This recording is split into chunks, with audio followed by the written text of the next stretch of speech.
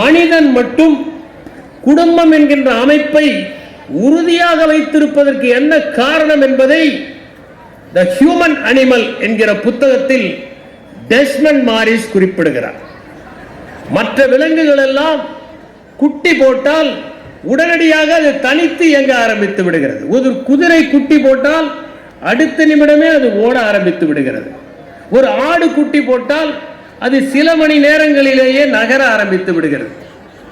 சிங்கம், புலி போன்ற மாமிச பட்சணிகளில் மட்டும்தான் குட்டி போட்டால் அவை கண்களை முழுவதுமாக விழிப்பது இல்லை. காரணம், முழுவதுமாக வளர்ச்சி அடைகிற அளவிற்கு அந்த தாய் விலங்கு வயிற்றிலேயே வைத்திருந்தால் அந்த பாரம் தாங்காது என்பதால் சற்று முன்னமேயே அது அதை ஈன்று விடுகிறது. அதற்கு பிறகு அவை 3-4 நாட்கள் கழித்து கண்களை விழிக்கின்றன.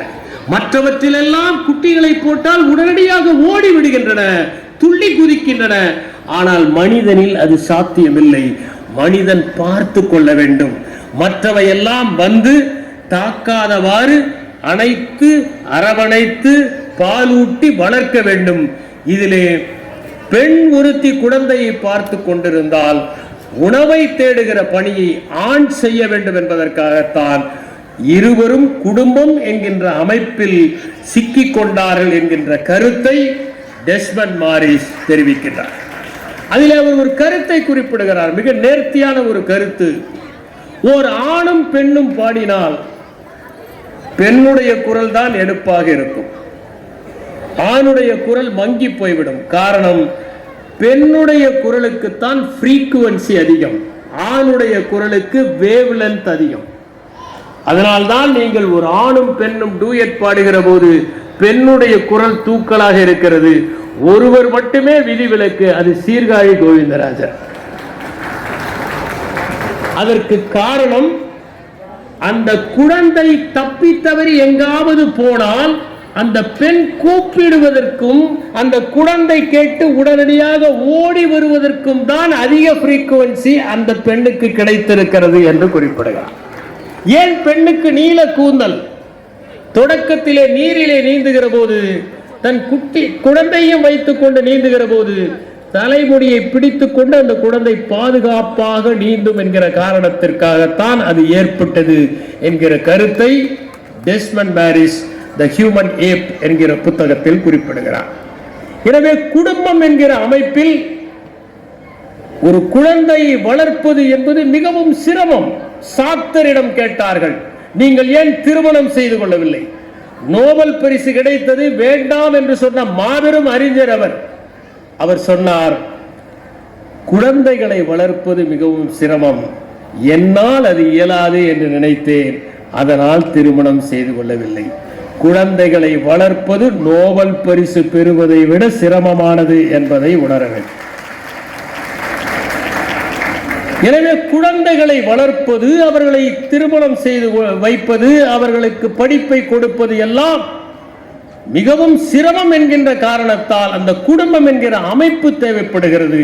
அந்த குடும்பம் என்கின்ற அமைப்பு இந்த சமுதாயத்திற்கே தேவை. ஏனென்றால் குடும்பம் என்கின்ற அமைப்பு சிதைந்தால் சமுதாயம் சிதைந்து போய்விடும், சிதறி போய்விடும் என்பதால் இந்த மனமுறிவு என்பது ஒரு தனிப்பட்ட நிகழ்வு மட்டுமல்ல, அது சமுதாயம் சார்ந்த ஒரு தொடர்பு என்பதை நாம் புரிந்து கொள்ள வேண்டும்.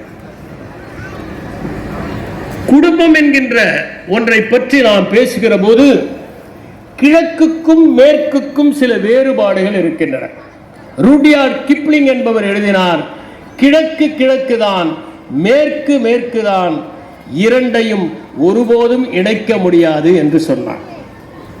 நண்பர் திரு செட்டி அவர்கள் எனக்கு கல்ச்சர் அண்ட் ஆர்கனைசேஷன் என்கின்ற புத்தகத்தை அவசியம் நான் வாசிக்க வேண்டும் என்று சொன்னார். அதை நான் வாங்கி படித்தேன். கீட் ஹெஸ்டடே எழுதிய புத்தகம் அது அற்புதமான புத்தகம். அதிலே கிழக்குக்கும் மேற்குக்கும் இருக்கின்ற 3 வேறுபாடுகளை சொல்லுகிறார். ஒன்று பவர் டிஸ்டன்ஸ் இண்டெக்ஸ், இரண்டாவது கலெக்டிவிசம் வெர்சஸ் இண்டிவிஜுவலிசம், மூன்றாவதாக uncertainty avoidance index. Powers distance index என்றால் ஒரு தந்தைக்கும் மகனுக்கும் இருக்கிற இடைவெளி மேற்கை விட கிழக்கில் அதிகம். ஒரு மேலாளருக்கும் பணியாளருக்கும் இடையே இருக்கிற இடைவெளி கிழக்கை விட மேற்கில் குறைவு. நாம் பார்க்கலாம், ஒரு வட்டாட்சியர் கோட்டாட்சியரை பார்த்து வணக்கம் செய்தால் சற்று குறைவாக தலையை குனிவார். மாவட்ட ஆட்சியரை பார்த்து வணக்கம் செய்தால் இன்னும் கொஞ்சம் அதிகமாக வளைவார். தலைமைச் செயலாளரை பார்த்து வணங்கினால் இன்னும் அதிகமாக ஏனென்றால் இதுதான் பவர் டிஸ்டன்ஸ் இண்டெக்ஸ். என்னுடைய நண்பர் ஒருவர் ஒரு அரசு பணியாற்றிக் கொண்டிருந்த போது அவரிடம் மேற்கிலே எப்படியெல்லாம் பணியாற்றுகிறார்கள் என்பதை பற்றி அவருடைய மேலாளர் பிரசங்கம் சொன்னார். அவருடைய பெயர் ஜான். இவர் பிரசங்கம் நடத்தி கொண்டிருக்கிற போது என்னுடைய நண்பர் மிஸ்டர் ஜான், நான் ஒன்று சொல்லலாமா என்றவுடன் அவர் கோபப்பட்டார். என்னுடைய பெயரை சொல்லுகிறீர்களா என்றார். அதற்கு இவர் சொன்னார், மேற்கிலே இது சாத்தியம், இங்கே சாத்தியமில்லை என்பதற்காகத்தான் இதை சொல்லி காட்டுகிறேன். நம் ஊரிலே அந்த இடைவெளி அதிகம். அதுதான் மேற்கிலும் கிழக்கிலும் இருக்கிற அந்த பண்பாட்டு வித்தியாசம். இரண்டாவதாக, ஒரு சின்ன நிகழ்வை கூட குடும்பத்திலே கலந்து ஆலோசித்து எல்லோரும் சிந்தித்து முடிவெடுப்பார்கள். ஒரு கார் வாங்குவது மட்டுமல்ல, ஒரு சாதாரணமான ஒன்றை வாங்குவதற்கு கூட, ஒரு திரைச்சீலையை வாங்குவதற்கு கூட இந்த விலை நமக்கு கட்டுப்படியாகுமா என்று கேட்டு வாங்குவார்கள். இது நம்முடைய பண்பாடு. ஆனால் அங்கே தனிப்பட்ட முடிவுகளை எடுப்பார்கள். இது மேற்கு. மூன்றாவதாக அன்சர்டனிட்டி அவாய்டன்ஸ் இண்டெக்ஸ். 8 மணிக்கு ரயில் வந்துவிடும் என்றால் 8 மணிக்கு வந்துவிடும். ஆனால் இங்கே 8 மணிக்கு வந்துவிடுமா என்பது சந்தேகம். இதை அவர் சொல்லுகிறார். இந்த இரண்டுக்கும் இருக்கிற வித்தியாசம் நம்முடைய பண்பாட்டின் எல்லா கூறுகளிலும் வெளிவருகிறது. உதாரணமாக, நம்முடைய குழந்தை படிக்க வேண்டும், பெரிய அறிஞராக வர வேண்டும், நல்ல பதவியிலே வர வேண்டும் என்பதெல்லாம் நம்முடைய கிழக்கிலே இருக்கக்கூடிய பண்பாடு. அதற்காக பெற்றோர் நிறைய பிரயத்தனம் எடுத்துக் கொள்வார்கள். ஏதாவது ஒரு வகையில் அவன் படித்து விட வேண்டும் என்று நினைப்பார்கள். இங்கே கூட பல பெற்றோர் வந்திருக்கிறார்கள். அவர்களுக்கெல்லாம் ஒரு வாய்ப்பு கொடுத்தால், உங்களுடைய பையன் நீட் தேர்வு எழுதுவதற்கு பதிலாக நீங்களே எழுதலாம் என்று ஒரு வாய்ப்பு கொடுத்தால் இதிலே நிறைய பேர் தயாராக இருப்பார்கள். எப்படியாவது மகனை படிக்க வைத்து விட வேண்டும், அவனுடைய வெற்றி தான் நம்முடைய வெற்றி என்று பெற்றோர் கருதுகிறார்கள். அதனால் இவர்களும் விடிய விடிய படிக்கிறார்கள், இவர்களும் பாடங்களை தெரிந்து கொள்கிறார்கள். ஆனால் மேற்கிலே அப்படி இல்லை. ஒரு வயது வரை உன்னை படிக்க வைப்பேன், அதற்கு பிறகு உன்னுடைய பொறுப்பு. நான் சில வெளிநாடுகளுக்கு போயிருக்கிறேன். திரு ஷெட்டி அவர்களைப் போல உலகத்தையே நான் பார்த்தது இல்லை. அவர் இப்போதுதான் வெளிநாடுகள் எல்லாம் சென்று விட்டு வந்தார்.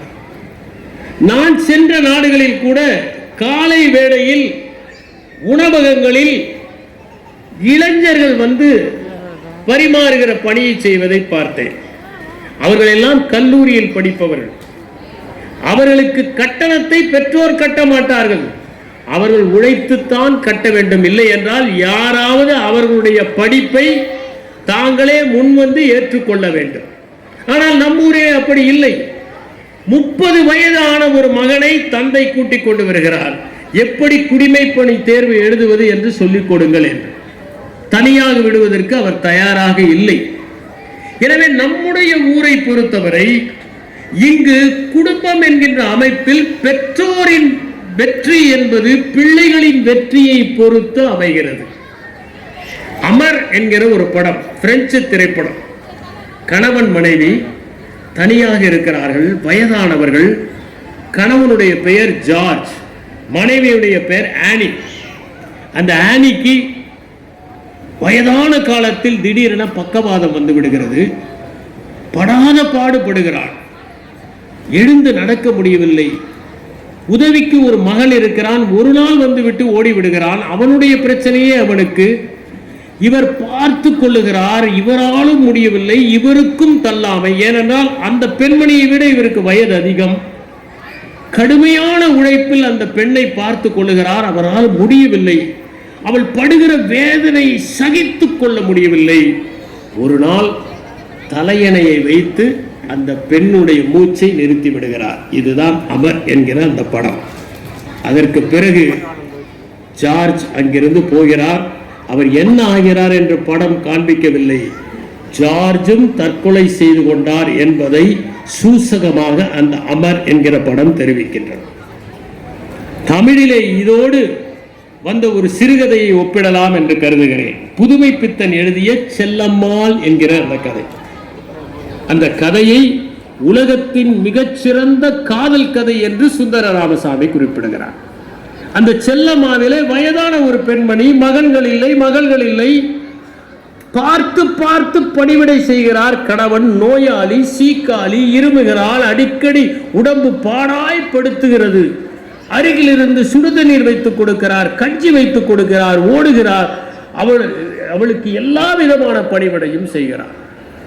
அவளால் முடியவில்லை, மூச்சு தூக்கி தூக்கி போடுகிறது. இப்படி பல நாட்கள் பணிவிடை. ஆனால் பிரியாமல் நீங்காமல் அருகிலேயே இருந்து பணிவிடை செய்கிறாள். ஒரு நாள் அவளுக்கு மூச்சு விட முடியவில்லை. மருத்துவரை அழைத்து வருவதற்காக ஓடுகிறார். திரும்பி வந்து பார்க்கிறார், செல்லம்மாளுடைய அந்த ஆவி பிரிந்து விட்டது. ஒரு நிமிடம் அமைதியாக அமருகிறார். அந்த அமைதியில் 1000 அர்த்தங்கள் உணர்த்தப்படுகின்றன. ஒரு வகையில் இவள் இன்னும் இம்சைக்கு உள்ளாகாமல் போய்விட்டாளே என்கிற ஒரு நிம்மதியும் இருக்கிறது. இதுநாள் வரை தன்னுடைய வாழ்க்கையை அர்த்தப்படுத்திக் கொண்டிருந்த ஓர் உயிரும் போய்விட்டதே என்கின்ற சோகமும் அதிலே இருக்கிறது. அற்புதமான கதை. இதுதான் கிழக்கு. அமர் என்பது மேற்கு, செல்லம்மாள் என்பது கிழக்கு. இரண்டுக்குமான வேறுபாடு. நான் சில வயதான தம்பதிகளை பார்த்திருக்கிறேன். 40 வயது வருடம், 50 வருடம் எல்லாம் ஒன்றாக வாழ்ந்திருப்பார்கள். கணவனை பார்த்தால் மனைவியைப் போலவே தெரிவார். மனைவியும் கணவனும் சகோதர சகோதரிகளைப் போல தென்படுவார்கள். அவர்கள் எண்ணங்கள், அவர்களுடைய தோற்றங்களை கூட மாற்றி விடுகின்றன. அவர்களை தனித்தனியாக கேட்டால் கூட ஒரே பதிலை சொல்வார்கள். ஏனென்றால் அப்படி ஒன்றிய ஒரு வாழ்க்கையை அவர்கள் வாழ்ந்திருப்பார்கள். வயதான காலத்தில் தான் கணவன் என்கின்ற அந்த துணை தேவைப்படுகிறது. மனைவி என்பவளுடைய சமீபம் தேவைப்படுகிறது. அதற்காகத்தான் இந்த ஒட்டுமொத்த வாழ்க்கையும் இளமையிலே ஒன்றாக வாழ்வதற்காக அல்ல, வயோதிகத்தில் ஒன்றாக வாழ்வதற்காக, ஒருவருக்கு ஒருவர் துணையாக இருப்பதற்காக, படருகின்ற மரமாக, பற்றுகின்ற ஒரு பிடிப்பாக, தவழுகின்ற ஓர் இடமாக இருப்பதற்காகத்தான் அந்த தாம்பத்தியம் என்பதை இந்த சம்பவங்கள் எல்லாம் சுட்டிக்காட்டுகிறது. என்னுடைய நண்பர் ஒருவர் மருத்துவமனை வைத்திருக்கிறார். அவருடைய மருத்துவமனையை பார்வையிடச் சென்றேன். அங்கே ஒரு பெண்ணுக்கு மலக்குடலில் புற்றுநோய், குடலே வெளியே இருக்கிறது. அதிலே தினமும் அவள் சாப்பிடுவ கழிவுகள் எல்லாம் தேங்கி விடுகிறது. அந்த கழிவை கணவன் தான் சுத்தப்படுத்துகிறார். நான் கேட்டேன், எத்தனை நாட்களாக நீங்கள் சுத்தப்படுத்துகிறீர்கள்? 7 ஆண்டுகளாக நான் சுத்தப்படுத்துகிறேன். அவருடைய முகத்தில் ஒரு அருவருப்பு இல்லை, சலிப்பு இல்லை, சங்கடம் இல்லை, திருப்தியோடு அதை செய்கிறார். அண்மையிலே நான் என்னுடைய நண்பரை கேட்டேன், அவர்கள் இன்னும் இருக்கிறார்களா? அந்த பெண்மணி இறந்து போய்விட்டாரா? என் நண்பர் சொன்னார், அந்த பெண்மணி இருக்கிறார், கணவன் தான் இறந்து போய்விட்டார். அவர் செய்த சேவையினால் அந்த பெண்மணி உயிரோடு இருக்கிறார். ஆனால் அந்த கணவன் அந்த துக்கத்தை பார்த்து பார்த்து நொந்து நொந்து இறந்து போய்விட்டார். இன்னொரு இடத்திலே நகர முடியாத ஒரு மனைவி, கணவன் ஊட்ட வேண்டும், கவனித்துக் கொள்ள வேண்டும், உடுப்பை மாட்டிவிட வேண்டும், பல் விளக்கி விட வேண்டும், அத்தனை பணிவிடைகளையும் 20 ஆண்டுகளாக செய்தார். மனைவி இறந்து விட்டார். கணவன் என்னிடம் சொன்னார், என்னுடைய வீடு இப்போது தனிமையாக இருக்கிறது, என் வாழ்க்கையில் ஒரு பொருள் இல்லாத மாதிரி தெரிகிறது, என்னுடைய வீட்டிலே அவள் நிறைந்து இருந்தால் இப்போது காணவில்லை, ஒரு வெறுமையை நான் உணர்கிறேன். அதனால் இங்கே வந்திருக்கிற இளைஞர்களுக்கெல்லாம் நான் குறிப்பிட விரும்புவது, இளமையிலே போடுகிற ஆட்டத்திற்காக அல்ல, வயோதிகத்திலே ஏற்படுகிற தள்ளாட்டத்திற்காகத்தான் கணவன் மனைவி என்கிற உறவு.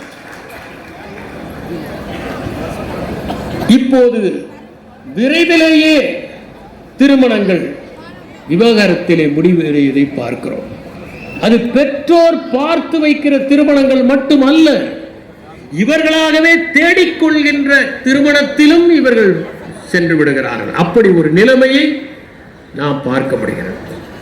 எனக்கு தெரிந்த ஒருவர் 80 வயதில் விவாகரத்து செய்து கொண்டார்.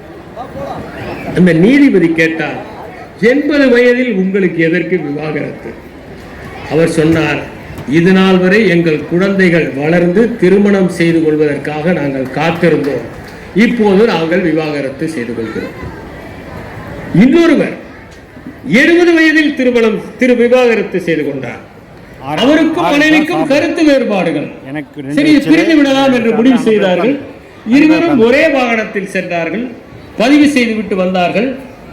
அதற்கு பிறகு நீதிமன்றத்திலிருந்து அழைப்பாணை வந்தது. இருவரும் ஒரே வாகனத்தில் சென்றார்கள். அந்த அம்மா எனக்கு தாகம் எடுக்கிறது என்று சொன்னார். இவர் ஒரு குளிர்பானம் வாங்கி கொடுத்தார். அவர் குடித்து கொண்டிருந்தார். இதை அங்கே அந்த வழியாக வந்து நீதிபதி பார்த்து விட்டார். அவர் தீர்ப்பு சொல்லும் போது, நீங்கள் இருவரும் மகிழ்ச்சியாகத்தான் இருக்கிறீர்கள், உங்களுக்கு எதற்கு விவாகரத்து என்று சொல்லிவிட்டார். பிறகு அவர்கள் உயர் நீதிமன்றத்திற்கு சென்று அந்த விவாகரத்தை பெற்றார்கள். ஆனால் அதற்கு பிறகும் அவர்கள் ஒருவருக்கொருவர் சந்தித்துக் கொள்வார்கள், பேசுவார்கள். அவருக்கு ஏதாவது துணி வாங்க வேண்டும் என்றால் இவர் வாங்கி கொடுப்பார். அந்த அளவிற்கு அவர்கள் நட்பாக இருந்தார்கள், மிகவும் நட்பாக இருந்தார்கள். எனக்கு மராத்தியிலே ஒரு குறும்படம் ஞாபகத்திற்கு வருகிறது. ஒரு இளைஞனும் அவருடைய தோழியும் 2.5 ஆண்டுகள் ஒன்றாக இருப்பார்கள். கருத்து வேறுபாடுகள் வந்துவிட்டன, பிரிந்து விடுகிறார்கள். அதற்கு பிறகு ஒரு நாள் அவன் மும்பை வருகிறான். தன்னுடைய தோழி இருப்பது நினைவுக்கு வருகிறது. தொலைபேசியிலே அழைக்கிறான். இருவரும் ஒரு நாள் ஒன்றாக திரைப்படம் செல்கிறார்கள், உணவு உண்கிறார்கள், மகிழ்ச்சியாக விளங்குகிறார்கள். இந்த நட்பு அவரிடம் நீடிக்கிறது. ஆனால் இன்று இந்த மனமுறிவு நிகழ்கிற போது ஒருவருக்கொருவர் விரோதியாகி விடுகிறார்கள். அவர்கள் மண்ணை வாரி தூற்றிக் கொண்டு வருகிறார்கள். இத்தனை நாள் அவர்கள் ஒன்றாக வாழ்ந்ததற்கு சரி பிடிக்கவில்லை, நட்புடனாவது விலகலாம் என்கின்ற எண்ணம் கூட அவர்களுக்கு ஏற்படுவதில்லை. அவர்கள் விரோதிகளாக பிரிகிறார்கள். நான் ஒரு சம்பவத்தை குறிப்பிடுகிறேன். ஒரு பெண்மணி கணவனை விவாகரத்து செய்து விட்டார். அதற்கு பிறகு அந்த பெண்மணி அந்த கணவன் இருக்கிற தெருவிலேயே வந்து இன்னொருவரை திருமணம் செய்து கொண்டு 2 பேரும் மகிழ்ச்சியாக கணவன் முன்னால் தினமும் நடப்பது. நாங்கள் மகிழ்ச்சியாகத்தான் இருக்கிறோம் பார் என்று காட்டிக் கொள்வதற்காக. சாமுவேல் பெக்கெட் என்பவர் வெயிட்டிங் ஃபார் காடட் என்கிற ஒரு புத்தகத்தை எழுதினார். இதில் காடட் என்பது யார் என்றே தெரியாது, ஆனால் எல்லோரும் காத்திருப்பார்கள். சில நேரங்களில் யாருக்காக காத்திருக்கிறோம் என்பது தெரியாமலேயே நாம் காத்திருக்கிறோம் அல்லவா? அதை போல அந்த சாமுவேல் பெக்கெட்டுக்கும் அவருடைய மனைவி சூசனுக்கும் எந்த விதமான தொடர்பும் இல்லை, பொருத்தமே இல்லாத உறவு அது. ஒரு நாள் தொலைபேசி வருகிறது. அப்போது கைபேசி இல்லாத காலம். சூசன் தொலைபேசி எடுக்கிறார். சொல்லுங்கள் என்கிறார். செய்தியை கேட்டுவிட்டு முகத்தை சுளித்துக் கொண்டே அவள் தொலைபேசியை வைக்கிறார். பெக்கெட் கேட்கிறார், என்ன செய்தி? என்ன செய்தி? உங்களுக்கு நோபல் பரிசு கிடைத்திருக்கிறார். இதை இவ்வளவு சோகமாக மனைவி சாமுவேல் பெக்கெட்டிடம் சொல்லினார் என்பதை நாம் படிக்க முடிகிறது. நாம் நம்முடைய இலக்கியங்களை பார்க்கலாம்.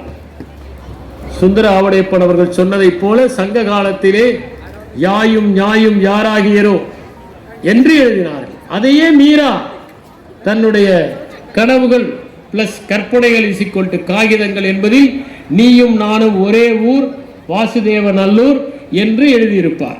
இதனால் நாம் இருவரும் செம்புலப்பெயல் நீர் போல அன்புடைய நெஞ்சம் தாம் கலந்தனவே. பிடி பசி களைய பெருங்கை வேடம் என்று குறுந்தொகையிலே ஒரு பாட்டு. பாலை நிலத்திலே தலைவன் சென்று கொண்டிருக்கிறான். அங்கே பிடி என்றால் பெண் யானை. அந்த பெண் யானைக்கு பசிக்கிறது. பாலை நிலம் வறண்டு இருக்கிறது. அந்த களிறு அந்த பட்டையை உரித்து அந்த பெண் யானைக்கு தின்ன கொடுக்கிறது. அவ்வளவு பாசம் அந்த களிருக்கு பெண் யானை மீது. இதை பார்த்துவிட்டு தலைவன் திரும்பி வந்து விடுவான் என்று தோழி ஆறுதல் கூறுகிறார். இப்படி ஒரு காட்சி குறுந்தொகையிலே. கடல் சூழ் மண்டலம் பெரினும் விடல் சூழன் யான் என்னுடைய நட்பே என்று நற்றிணையிலே ஒரு பாடல். இந்த கடல் சூழ்கிற இந்த உலகத்தை தந்தால் கூட உன்னுடைய அந்த நட்பை நான் விடமாட்டேன் என்று. சாதல் அஞ்சே அஞ்சுவல் சாலின் பிறப்பு பெரிதாகின் மறக்குவன் காதலன் கொள். எனவே நான் மரணத்திற்காக பயப்படவில்லை. ஒருவேளை மரணம் ஏற்பட்டு விட்டால் என் காதல் பிரிந்து விடுவான், அடுத்த பிறவில் வேறு யாரையாவது திருமணம் செய்து கொள்வான் அல்லவா, அதற்காகத்தான் நான் பயப்படுகிறேன் என்று சங்க இலக்கியத்திலே ஒரு பாடல் இடம்பெற்றிருக்கிறார். எனக்கு ஒரு ஆதர்சமான தம்பதிகள் என்று சொன்னால் கிஃப்ட் ஆஃப் மேகி என்கிற ஓ ஹென்றி எழுதிய அந்த சிறுகதை தான் நினைவுக்கு வருகிறது. வில்லியம் சிட்னி போர்ட்டர் என்பவர் தான் கையாடலுக்காக கைது செய்யப்படுகிறார். சிறைச்சாலையில் அவர் ஒரு எழுத்தாளராக உருவாகிறார். 300 சிறுகதைகள் எழுதுகிறார். அதிலே ஒன்று கணவன் மனைவி வறுமையிலே வாடுகிறார். அவன் பெயர் ஜிம், அவள் பெயர் ஸ்டெல்லா. கைக்கும் வாய்க்குமே போதாத வருமானம். திருமண நாள் வருகிறது.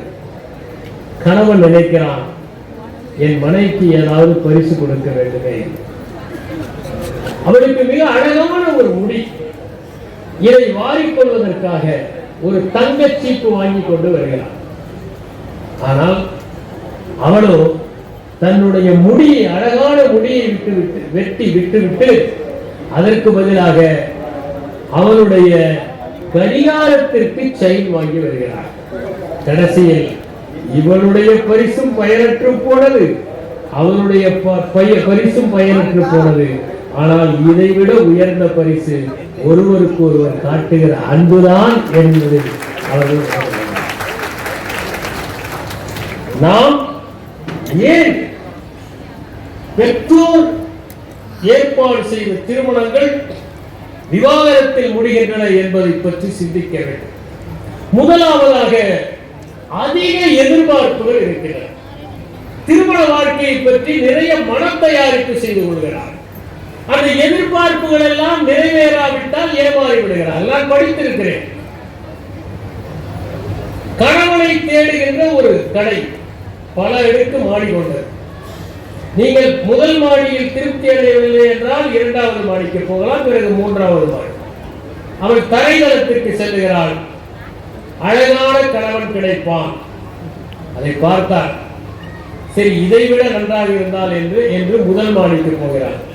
அழகும் அறிவும் உள்ள கணவன் கிடைப்பான். இதைவிட நன்றாக இருந்தால் என்ன? அறிவும் அழகும் பண வசதியும் கொண்டவன். ஆகா, இதைவிட நன்றாக இருந்தால் என்று 4வது மாடி. அறிவும் அழகும் பண வசதியும் குணமும் கொண்ட கணவன். ஆகா என்று அடுத்த மாடிக்கு போகிறார்.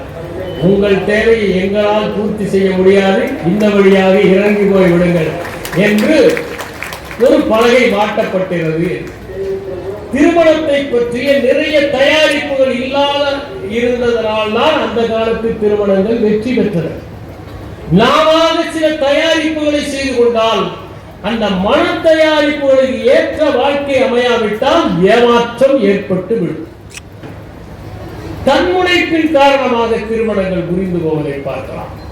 மூவா கள்ளோ காவியமோ என்கிற ஒரு நாவலை எழுதியிருக்கிறார். ஒவ்வொரு பாத்திரமும் தன்னுடைய பங்கை பேசுவதை போல. அதில் மங்கை என்கிற ஒரு பெண், அவள் தாயை இழந்து விடுகிறாள். அத்தை வளர்க்கிறாள், கொடுமைக்கார அத்தை. அவள் கெடுபிடிகளை அவளால் தாங்க முடியவில்லை. தொடர்வண்டி நிலையத்தில் ஒரு குடும்பத்தை சந்திக்கிறாள். அவர்களுடைய அன்பு ஈர்த்து விடுகிறது. அவர்களோடே பயணப்படுகிறாள். அவர்கள் வீட்டுக்கு செல்கிறாள். வேலை பெண்ணாக செல்கிறாள். அந்த வீட்டிலே ஒரு பெரியவர் இருக்கிறார். அவர் அவளை படிக்க சொல்லுகிறார், எழுத சொல்லுகிறார், கற்றுத் தருகிறார். அவள் படிக்க ஆரம்பிக்கிறாள். புத்தகங்களை எல்லாம் வாசிக்க ஆரம்பிக்கிறாள். பிறகு அங்கிருந்து சகோதரி வீட்டுக்கு சென்று விடுகிறாள். அந்த வீட்டிலே ஒரு இளைஞன் இருக்கிறான், அவன் தான் அருளப்பன். அருளப்பனுக்கும் மங்கைக்கும் நேசம் என்பதை அந்த பெரியவர் புரிந்து கொண்டு அவளை வரவழைத்து திருமணம் செய்து வைக்கிறார். இனிமையாக போய்கொண்டிருக்கிறது திருமண வாழ்க்கை. ஒரு நாள் நண்பனோடு இரவு உணவுக்கு வீட்டுக்கு அழைத்து வருகிறான். அவள் ஈசி சேரில் சாய்ந்து கொண்டிருக்கிறாள். அயற்சியின் காரணமாக கண்களை மூடி. கணவன் மங்கை என்கிறான், சாப்பாடு எடுத்து வைத்திருக்கிறேன், போட்டு சாப்பிடுங்கள் என்கிறாள். அவ்வளவுதான். அவள் கணவன் நண்பனோடு வந்ததை பார்க்கவில்லை, அயற்சியின் காரணமாக சொல்லிவிடுகிறார். அந்த ஒற்றை வார்த்தையின் காரணமாக அவர்கள் பிரிந்து விடுகிறார்கள். மங்கை அங்கிருந்து மும்பை செல்கிறாள். ஒரு கடையிலே மேற்பார்வையாளராக இருக்கிறாள். அவருக்கும் அருளப்புக்கும் பிறந்த தேன்மொழிக்கு அருளப்பன் அம்மா இறந்து விட்டாள் என்கிற பொய் சொல்லுகிறான். கடைசியாக கண்டுபிடித்து மங்கை வருகிறாள். ஆனால் தேன்மொழி அவளை சாகும் வரை அம்மா என்று அழைக்கவில்லை என்று கள்ளோ காவியமோ என்கிற அந்த கதை முடிகிறது. தன்முனைப்பின் காரணமாக கணவன் மனைவி ஆகியோர் ஒரு சின்ன பிரச்சனையை பேசி தீர்த்திருக்கலாம். இருவரும் அமர்ந்து என்ன என்று கேட்டிருக்கலாம். அவளுக்கு உடம்பு முடியாமல் இருந்திருக்கலாம். அவன் நண்பனோடு வந்தது தெரியாமல் இருந்திருக்கலாம். இந்த ஒரே ஒரு காரணம், ஏனென்றால் அவன் நினைக்கிறான், ஒரு வேலைக்காரி தானே, அவளுக்கு என்ன வாழ்வு வந்து விட்டது, என்னை திருமணம் செய்து கொண்டு இப்படி செய்து விட்டாளே, இவள் ஒரு வேலைக்காரி, இவள் வேலைக்காரியை போல நடந்து கொள்ளவில்லையே என்று நினைக்கிறான். இதுதான் அந்த பிணக்குக்கு காரணம், இருவரும் பிரிவதற்கு காரணம். இதை போலத்தான் பிணக்கு என்கின்ற கதையை கூட ஜெயகாந்தன் எழுதியிருப்பார். ஆனால் இந்த கல்லோ காவியமோ என்பது தன்முனைப்புக்கு ஒரு உதாரணம். அடுத்ததாக முக்கியமானது நான் உயர்ந்தவன் என்று நினைப்பது. ஒரு காலத்திலே நீங்கள் வீடுகளுக்கு சென்றால் அங்கே கணவன் மனைவியினுடைய புகைப்படம் இருக்கும். கணவன் அமர்ந்திருப்பார், மனைவி நின்று கொண்டிருப்பார். இப்போது மாற்றம் ஏற்பட்டிருக்கிறது. கணவன் நின்று கொண்டிருக்கிறார், மனைவி அமர்ந்து கொண்டிருக்கிறார். யாராவது ஒருவர் அமர வேண்டியது தானே. ஆனால் மாற்றம் நிகழ்ந்து கொண்டிருக்கிறது. நான் உயர்ந்தவன் என்கிற எண்ணம் யாருக்கு வந்தாலும் அந்த திருமண வாழ்க்கை என்பது பாதிக்கப்படும். ஒரு காலத்திலே கூட்டு குடும்பங்களாக இருந்தன. அந்த கூட்டு குடும்பங்கள் தனி குடும்பங்களாக ஆன பிறகு அதிக சுதந்திரமும் அதிகமாக தனக்கான இடம் கிடைக்கிற அந்த உரிமையும் இருக்கின்ற காரணத்தினால் திருமண வாழ்க்கையில் அதை சிறிது குறைந்தாலும் பிரிகிற நிலைமையை நாம் பார்க்கப்படுகிறது. அதை போலதான் கையகப்படுத்துகிற ஒரு நிலைமை, பொசசிவ்னஸ் என்பது. இது யாருக்கு இருந்தாலும் அது பிரிவிலே கொண்டு போய் விட்டுவிடும். கணவன் மனைவி பிரிவதற்கு இன்னொரு காரணம், ஐ ஆம் okay, you are not okay என்கிற மனநிலையில் இருப்பது. நான் செய்வதெல்லாம் சரி, நீ செய்வது எதுவுமே சரியில்லை என்கிற எண்ணத்தில் இருக்கிற போது அவர்களுக்குள் பிரிவு ஏற்படுவதற்கான வாய்ப்புகள் ஏற்படுகின்றன. இன்னொரு பக்கம் நாம் நன்றாக கவனித்து பார்த்தால் இன்று இருப்பவர்கள் மேற்கை போல அதிக பரப்பு வெளியை நாடுகிறார்கள். தன்னுடைய இடத்தில் அடுத்தவர்கள் பிரவேசிக்க கூடாது என்கிற எண்ணம் அவர்களுக்கு உறுதியாக இருக்கிறது.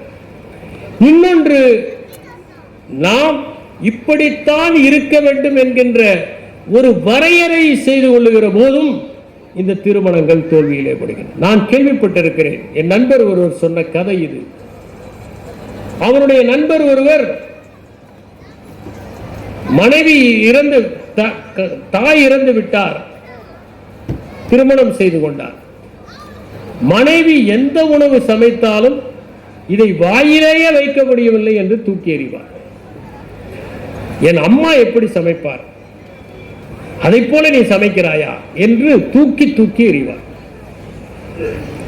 ஒரு நாள் அந்த நண்பன் வந்ததும், என் மனைவி மோசமாக சமைக்கிறாள் என்று சொல்லி, இன்று நீ சாப்பிட்டு பார் என்று சொல்லியிருக்கிறார்.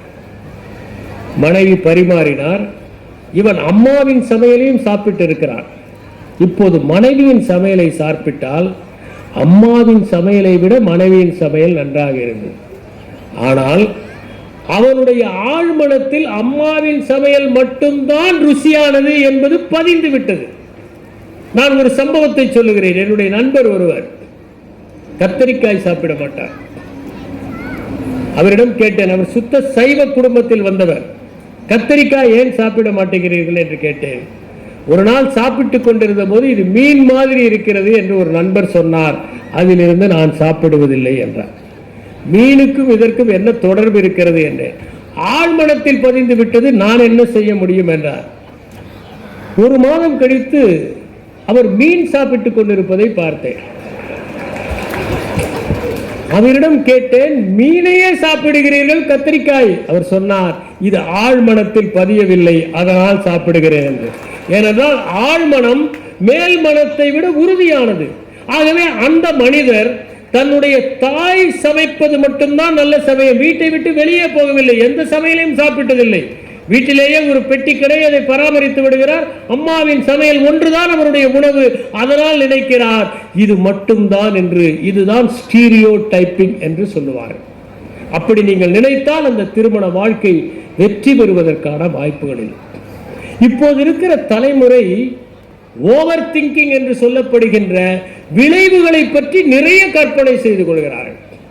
எனக்கு தெரிந்த ஒரு பெண்மணி இன்னும் திருமணமாகவில்லை. அந்த பெண்மணியினுடைய தூரத்து உறவினர் ஒருவர் அந்த பெண்மணிக்கு ஏதாவது செய்ய வேண்டும் என்று ஆசைப்பட்டார். உன்னுடைய திருமணத்திற்கு ஒரு கார் வாங்கி கொடுக்க போகிறேன் என்றார். அந்த பெண்மணி சொல்கிறார், காரை முன்னாலேயே வாங்கி கொடுத்து விடுங்கள், திருமணத்தின் போது வாங்கி கொடுத்தால் நாளை ஒருவேளை விவாகரத்தானால் அவரும் பங்கு கேட்பார். இன்னும் திருமணமே ஆகவில்லை, அதற்குள் விவாகரத்து வரை போய்விட்டார். இன்னொரு பிரச்சனை, இந்த சமூக ஊடகங்கள். சந்தோஷமாக இருக்கிறார்களோ இல்லையோ, எல்லோருமே சந்தோஷமாக இருப்பதை போல காட்டிக்கொள்கிறார்கள்.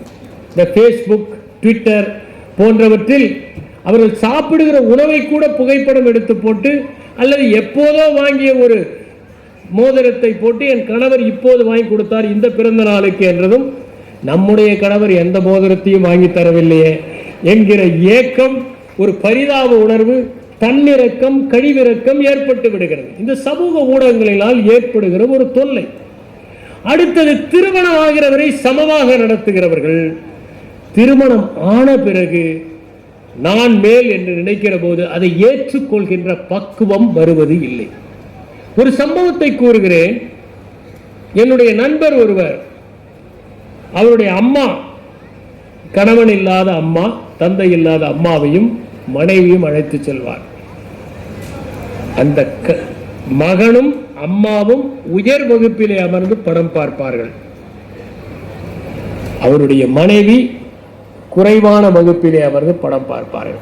அதற்கு என்ன காரணம் என்றால், அந்த அம்மா சொல்வாராம், நான் என்னுடைய மாமியாரிடம் எவ்வளவெல்லாம் கொடுமைப்பட்டேன் என்று நினைத்து தன்னுடைய மருமகளை எப்படி நடத்துகிற பழக்கம் ஏற்பட்டது என்று. சின்ன சின்ன பிரச்சனைகளை கூட ஊதி ஊதி பெரிதாக்குகிற பழக்கம் இந்த தலைமுறைக்கு இருக்கிறது. ஒரு கணவனும் மனைவியும் திருமணம் செய்து கொண்டதும் அந்த பெண்ணுடைய தாயார் அழைத்தார். நான் உனக்கு ஒன்றை சொல்வேன், தவறாமல் கடைபிடிக்க வேண்டும். சரி என்றார்கள். ஒன்றுமில்லை, நீங்கள் இருவரும் உங்கள் இருவர் பெயரிலும் ஒரு வங்கி கணக்கை தொடங்குங்கள்.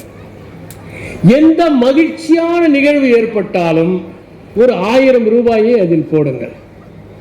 உன்னுடைய வாழ்க்கையில் மகிழ்ச்சியாக உனக்கு ஒரு பதவி உயர்வு கிடைத்தால் அவர் போட வேண்டும். அவருக்கு ஏதாவது நல்ல பெயர் கிடைத்தால் நீ 1000 ரூபாய் போட வேண்டும். இருவரும் போடுங்கள் என்றார். இப்படி இவர்கள் போட்டுக்கொண்டே வந்தார்கள். 3 ஆண்டுகள் ஆயின. இருவருக்குள் பிரச்சனை. நாம் திருமணத்தை விட்டு விலகத்தான் வேண்டும் என்று அவன் பிடிவாதமாக இருக்கிறான். இவனுக்கும் ஒரு தன்முனைப்பு. இவனே அப்படி இருக்கும் போது நான் ஏன் இருக்கக்கூடாது, சரி பிரிந்து விடுவோம்.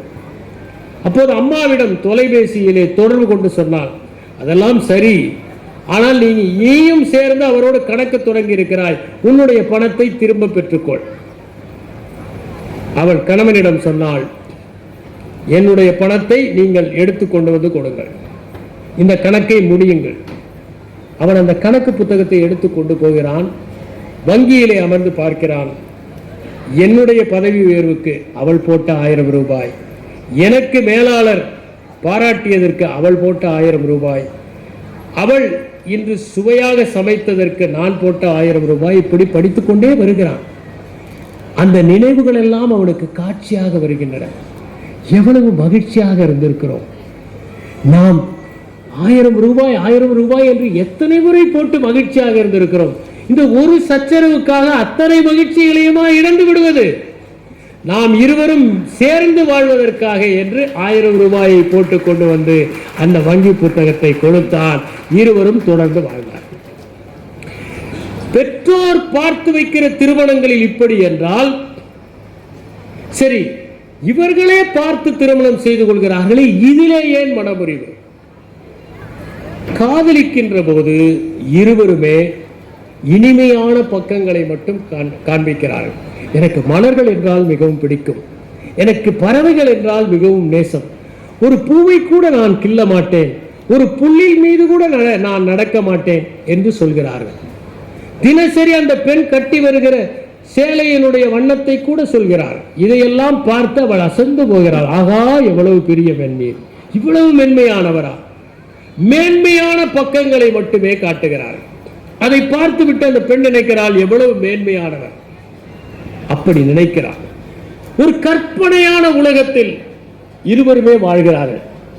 சண்டை சச்சரவில்லாத, எப்போதும் நேசிக்கின்ற. ஒரு உதாரணத்திற்கு, கணவன் வீட்டிற்கு வருகிற போது அந்த பெண்மணி கதவின் பின்னால் நின்று கொண்டு பே காட்டி இருக்கிறார்.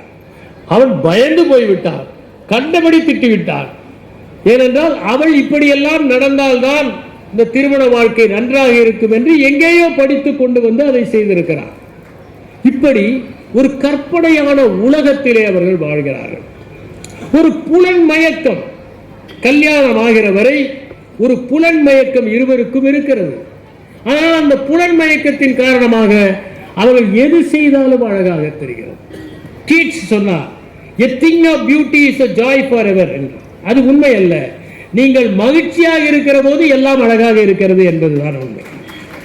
அழகாக இருக்கிற பொருட்களால் மகிழ்ச்சி அல்ல. நீங்கள் மகிழ்ச்சியாக இருக்கிற போது எதை பார்த்தாலும் அது மகிழ்ச்சியாகத்தான் இருக்கும். ஒரு புலன் மயக்கம். வீரபாண்டியன் மனைவியில் ஜனநாதன் எழுதியிருப்பார், இந்த வயதில் கழுதை கூட அழகாகத்தான் இருக்கும். அப்படி ஒரு மயக்கம், அந்த புலன் மயக்கம்.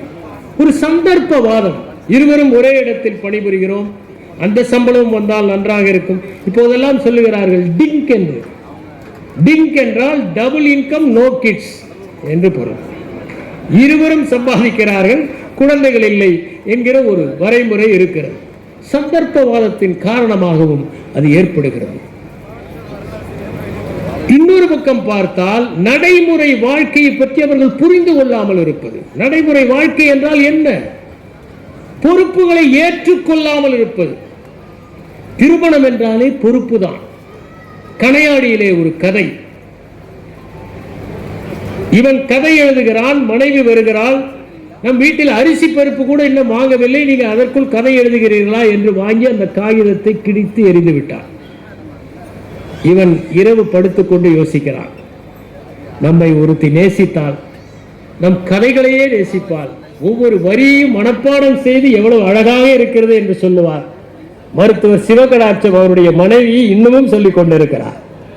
அப்படி அவள் காதலிக்கிற போது சொல்லுவாள், எவ்வளவு என்னுடைய கவிதைகளை நேசிப்பாள், இப்போது ஒருத்தி இருக்கிறாளே, நான் எழுதுவதை கிடித்தல்லவா எறிகிறாள் என்று அவன் நினைத்து கொண்டு பிறகு அவனே ஆறுதல் அடைகிறான். அவள் தானே இவள், அவளை தானே கல்யாணம் செய்து கொண்டோம், ஆனால் என்ன செய்வது, நடைமுறை வாழ்க்கைக்கு இப்படித்தானே இவள் இருக்க முடியும், என்ன செய்வது என்று அந்த கதை, கணையாடியிலே வந்த கதை முடிந்துவிட்டது. நடைமுறை வாழ்க்கையை சிந்திக்க வேண்டும். அதை போலவே இன்னமும் சமூக ஊடகங்களை பற்றி பார்த்து அவற்றையே நாம் நினைத்துக் கொண்டிருப்பது போன்றவையும் பல நேரங்களில் இந்த இணைந்தவர்களுடைய பிரிவையும் ஏற்படுத்தி விடுகிறது. இன்று அந்த நாளிதழிலே வந்ததை போல மனமுறிவுகள் ஏன் அதிகமாகி இருக்கின்றன? ஒரு முறை ஜெயகாந்தனுடைய அக்னி பிரவேசத்தையும் புதுமைப்பித்தன் எழுதிய அந்த பொன்னகரம் என்கின்ற கதையும் பற்றி ஒரு விமர்சனத்தை படித்தேன். ஜெயகாந்தன் அக்னி பிரவேசத்தை எழுதிய காலத்தில் இப்படி ஒரு கதையை எழுதலாமா என்கிற விவாதம் நடந்தது. புதுமைப்பித்தன் கற்பு கற்பு என்று கதைக்கிறீர்களே ஐயா, இதுதான் ஐயா பொன்னகரம் என்று முடித்த அந்த 3 பக்க கதையில் அரை பக்கம்தான் கதை, மற்றவை எல்லாம் பொன்னகரத்தை பற்றிய வர்ணனை. அந்த கதையை படித்து இப்படி சாத்தியமா என்று நினைத்தார்கள். ஆனால் இன்று அந்த கதை எந்த விதமான சலசலப்பையும் ஏற்படுத்தாது. ஏனென்றால் அதைவிட சமூகம் வேறு மாதிரியாக இருக்கிறது. ஏற்றுக்கொள்கிற சமூகம் வந்துவிட்டது. அப்படி சமூகம் ஒரு காலத்தில் மனமுறிவு என்றால் வேறு விதமாக பார்த்தார்கள், இன்று சகஜமாக ஏற்றுக்கொள்ள ஆரம்பித்து விட்டார்கள். ஒரு காலத்தில் அவர்கள் வாழாவெட்டி என்கிற பட்டத்தை கொடுத்தார்கள். அந்த கரை இருந்தது, இன்று அந்த கரை இல்லை. சமூகம் இவற்றை எல்லாம் ஏற்றுக்கொண்டது. சமூகம் இவற்றை பற்றி எல்லாம் கவலைப்படுவதே இல்லை. ஏனென்றால் இதைவிட பெரிய கவலை அவர்களுக்கு இருக்கிறது. அடுத்தவர்களை பற்றி கவலைப்படுவதற்கு நேரமே இல்லை. அடுக்ககங்களிலே அமுங்கி போய்விடுகிற ஒரு சமூகத்திலே ஒருவர் இதை பற்றி எல்லாம் கவலைப்பட்டுக் கொண்டு இருக்க முடியாது என்கிற நிலைமை உருவாகிவிட்டது. கிழக்கிலும் சரி மேற்கை போல தனிப்பட்ட சிந்தனைகள் தூக்கலாக இருக்க ஆரம்பித்திருக்கின்றன. என்னுடைய பிரதேசத்திற்குள் நீ நுழையக்கூடாது என்கிற எண்ணம் ஏற்பட்டு விட்டது. இன்று பெண்கள் நன்றாக படித்திருக்கிறார்கள். ஆண்களை சார்ந்திருக்க வேண்டிய அவசியம் இல்லை. சில இடங்களில் பெண்கள் ஆண்களை விட அதிகம் சம்பாதிக்கிறார்கள். சொந்த காலிலே நிற்க முடியும் என்கிற வைராகியம் இருக்கிறது.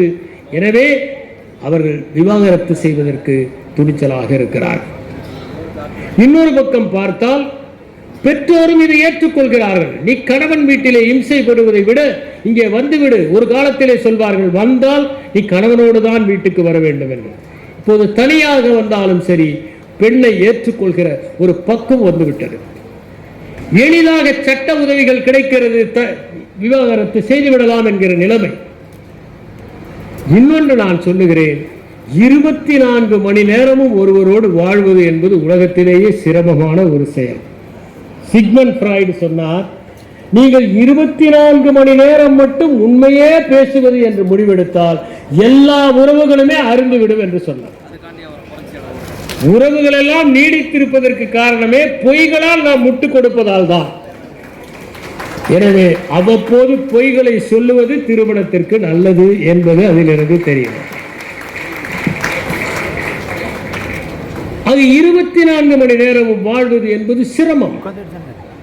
அதை போலவே மற்றவர்களை பார்த்து மற்றவர்கள் எல்லாம் மகிழ்ச்சியாக இருப்பதை போன்ற பிம்பத்தை சமூக ஊடகங்கள் கட்டமைக்கின்றன. தவறான தொடர்புகள் சமூக ஊடகங்களால் எளிதில் ஏற்பட்டு விடுகின்றன.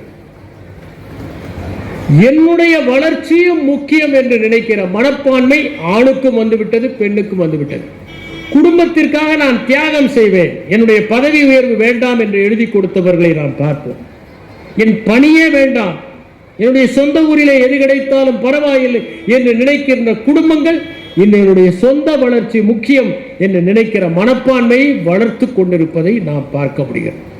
இந்த சூழலில் தான் இன்று இந்த விவாகரத்துகள் அதிகமாகிக் கொண்டிருக்கிறது. இது எந்த விதமான பாதிப்பை ஏற்படுத்துகிறது? உணர்ச்சி ரீதியான பாதிப்புகள். பெற்றோரை பொறுத்தவரை வருத்தம், தொய்வு, மனச்சோர்வு போன்றவை ஏற்படுகிறது. என்ன செய்வது?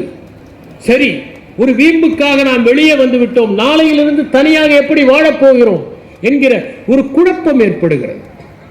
குழந்தைகளை பொறுத்தவரை அவற்றிற்கு என்னவென்றே புரிவதில்லை. ஒரு தெளிவின்மை, ஒரு வகையிலே மன அயற்சி, புரியாத ஒரு தன்மை. நீங்கள் நினைத்து பாருங்கள், ஒரு குழந்தை நாளையிலிருந்து உன் தந்தையோடு பேசக்கூடாது என்று தாய் சொன்னால் அந்த குழந்தை எப்படிப்பட்ட இன்னலுக்கு உள்ளாகும் என்பதை நினைத்து பாருங்கள். அந்த வேதனை எப்படி ஏற்படும்? அடுத்ததாக பண ரீதியான பிரச்சனைகள், சொத்துக்களை பிரிப்பதில் தகராறு, விவாகரத்து பெறுவதில் ஏற்படுகிற செலவுகள் ஒரு பக்கம். சில நேரங்களில் ஒருவர் வீம்புக்கு இதை இழுத்தடித்தால் நிறைய பணம் செலவாகிறது. அதற்கு எங்கே போவது? வேலைக்கு போகாத பெண்ணாக இருந்தால் எப்படி செலவு செய்ய முடியும்? திருமணத்திற்கே அவ்வளவு செய்து விட்டோமே என்கிற சூழல் ஏற்படும். சொத்துக்களை வாங்குகிற போது இது என்னுடைய சொத்து என்று நினைத்து வாங்குவதில்லை. கணவன் நம்மோடு இருக்க போகிறாள், மனைவி நம்மோடு இருக்க போகிறார் என்கிற எண்ணத்தில் அந்த சொத்தை வாங்குகிறார்கள். இதிலே ஒரு சிக்கல். அந்த குழந்தைகளுக்கு எந்த பெற்றோரிடம் வளர்வது என்கிற ஒரு பிரச்சனை. நீங்கள் நினைத்து பாருங்கள், 2 பேரிடமும் வளர்க்கிற ஒரு குழந்தை எவ்வளவு ஆரோக்கியமாக இருக்கும். ஒரே பெற்றோரிடம் வளர்கிற போது இன்னொரு பக்கத்தை அது இழந்து விடுகிறது. அது எந்த பெற்றோரிடம் நாம் வளரப்போகிறோம் என்று சிந்திக்கும். அதற்கு பள்ளியிலே ஒரு மன அழுத்தம் ஏற்படும்.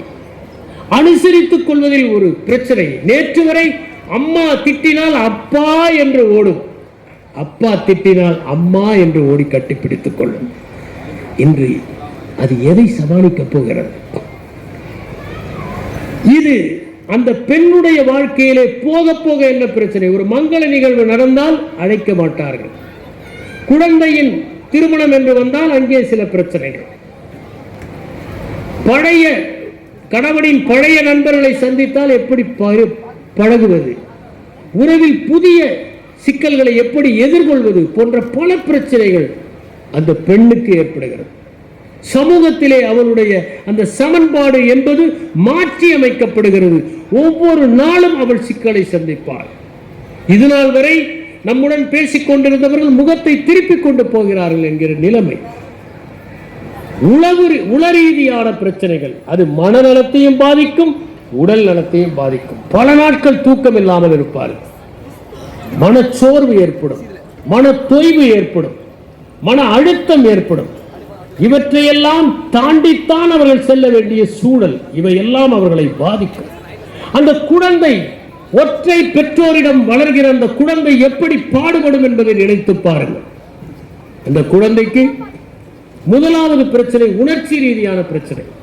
எந்த தெளிவும் இல்லை, குழப்பம், அயற்சி, புரியாத ஒரு தன்மை ஏற்படும், உளரீதியான பாதிப்புகள் ஏற்படும்.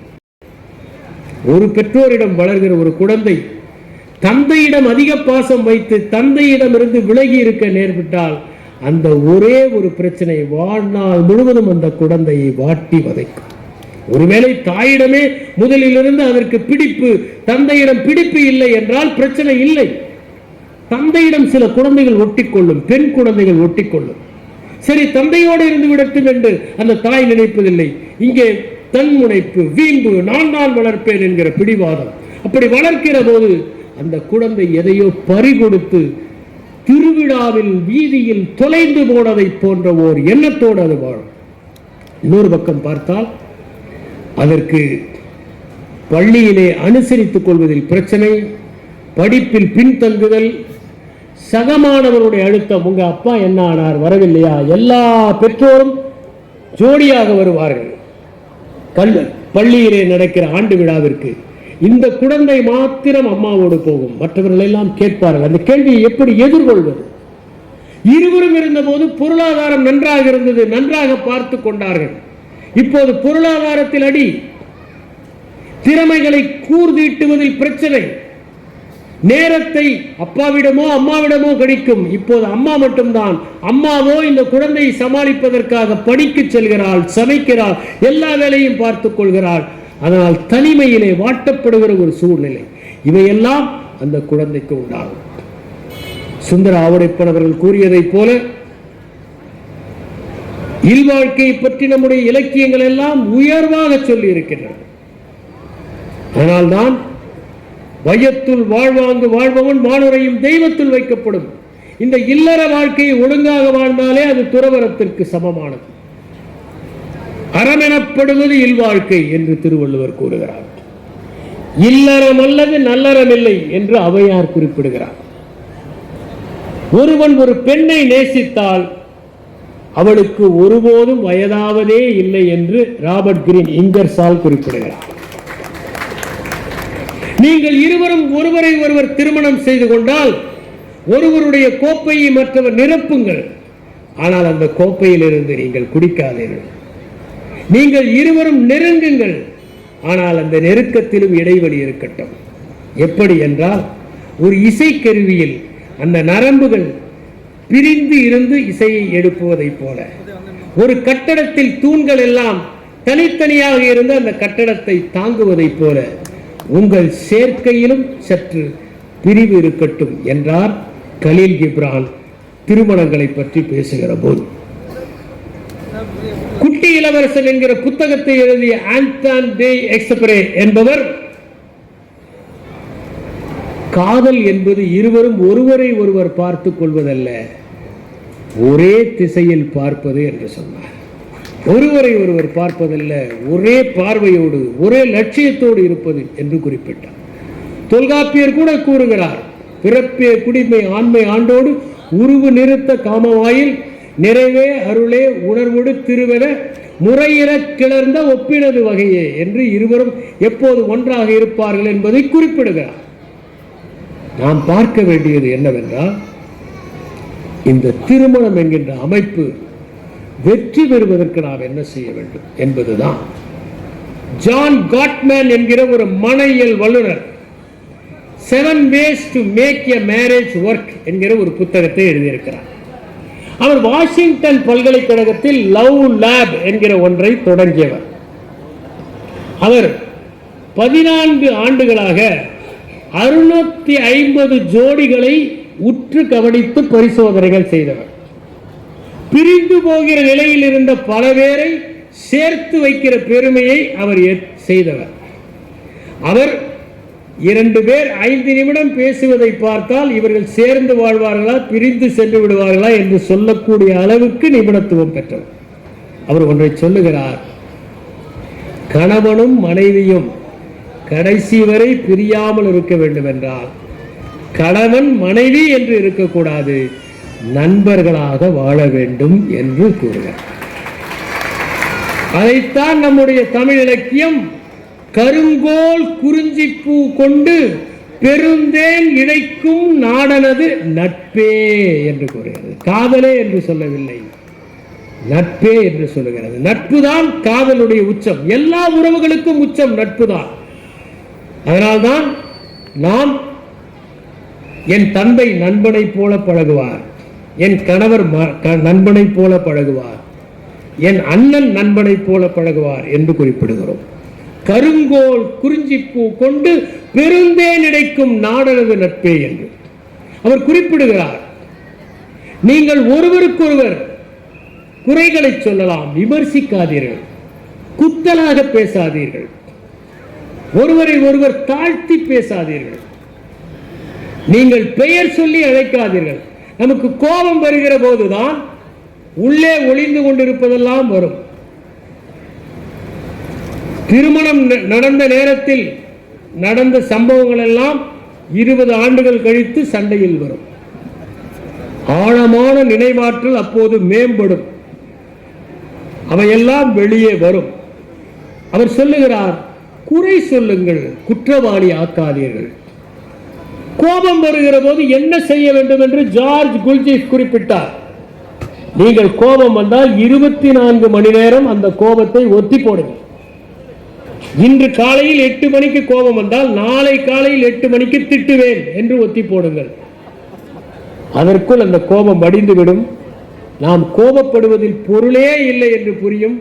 நாம் தான் தவறாக புரிந்து கொண்டிருக்கிறோம் என்பது கூட புரியும் என்பதுதான் ஜார்ஜ் குல்ஜிஃப் சொன்னது. ரவீந்திரநாத் தாகூர் லெட்டர்ஸ் டு பெங்கால் என்கிற புத்தகத்தில் ஒரு சம்பவத்தை குறிப்பிடுகிறார். அவருடைய பணிப்பெண் ஒரு நாள் வேலைக்கு வரவில்லை, அடுத்த நாள் வருகிறார். ரவீந்திரநாத் ஏன் வரவில்லை என்று கண்டுபிடித்து விடுகிறார். அந்த காலத்தில் கைபேசி எல்லாம் இல்லை, எனவே பொய் சொல்ல வாய்ப்பு இல்லை. கைபேசியை வைத்துக் கொண்டு அப்போதுதான் அலுவலகத்தில் இருந்து கிளம்பி இன்னும் 5 நிமிடத்தில் வந்து விடுவேன் என்று நம் நேரத்தில் துண்டி போடுகிறார்களே, அவற்றை எல்லாம் செய்ய முடியாது. அடுத்த நாள் வந்ததும் கோபப்பட்டு கத்தி விடுகிறார். அந்த பெண் சிறிது நேரம் கழித்து கண்களை கசக்கி கொண்டு சொன்னார், நேற்று என் அம்மா இறந்து விட்டார், அதனால் வர முடியவில்லை. வருத்தப்படுகிறார் ரவீந்திரநாத் தாகூர். ஒருவேளை அவர் 24 மணி நேரம் அதை தள்ளி போட்டிருந்தால் இப்படி தேவையில்லாமல் கோபப்பட்டிருக்க வேண்டிய அவசியம் இல்லை. மகா கவிஞர் தான், ஆனால் தவறாக கோபப்பட்டு விட்டார். அதனால் காட்மன் சொல்லுகிறார், கோபத்தில் வார்த்தைகளை கொட்டி விடாதீர்கள். சொன்ன சொல்லையும் எரிந்த கல்லையும் இழந்த நேரத்தையும் திரும்ப பெறவே முடியாது. அதுதான் அவர் சொல்லுகிறார். அவர் சொல்லுகிறார், உங்கள் விரிசல்களை எல்லாம் சரி செய்ய முயற்சி செய்யுங்கள். நீங்கள் உங்கள் மனைவி பேசுகிற போது கவனிக்காததை போல நடந்து கொள்ளாதீர்கள்.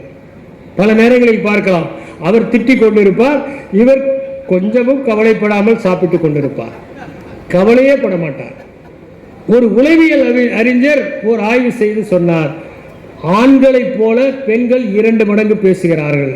காரணம், ஆண்கள் சரியாக கவனிக்காததால் ஒவ்வொன்றையும் 2 முறை பேச வேண்டியிருக்கிறது. 2 முறை பேச வேண்டியிருக்கிறது.